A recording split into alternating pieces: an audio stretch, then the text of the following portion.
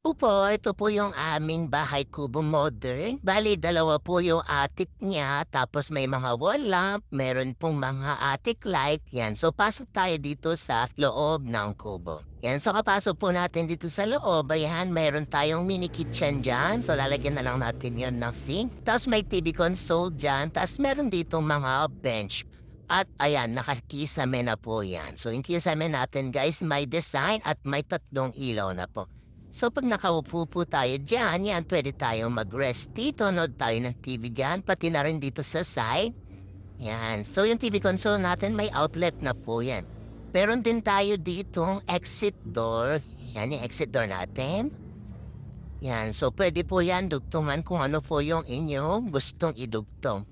So meron din tayong bedroom, so sara ko muna ito. Yan po yung bedroom natin, pasok tayo dito sa loob. Yan, itong one bedroom natin, double deck na po siya. Meron po siyang storage cabinet dyan. So, hindi pa po finish to, wala pang varnish. At ito yung kanyang upper deck. Yan. So, may bintana, screen na rin po yung mga yan. Yan. So, ito yung kanyang design. Yan yung walling niya po. May outlet na rin yan, may switch, yan po. So meron na doon provision ng aircon nyo, may breaker na din po yan. So labas tayo, ito ulit yung ating sala. So yan yung view natin sa sala guys. So labas tayo, pakita ko ulit yung style niya sa labas, design niya sa labas.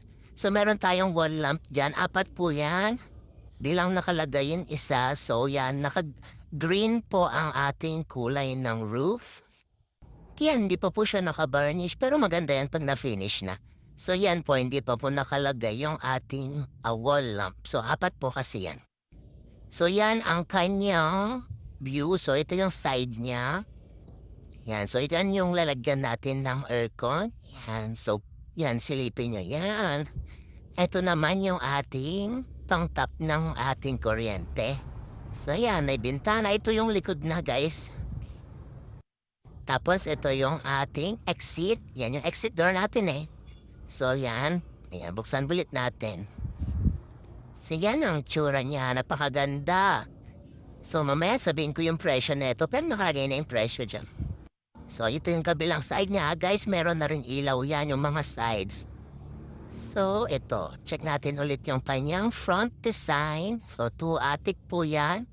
May window. Apat yung window nito sa harap. So check natin ulit yung loob. Yan, so ito yung view niya pag dito pa nakasilip. Yan, wala pang varnish to pa. Maganda to pag naka-varnish po.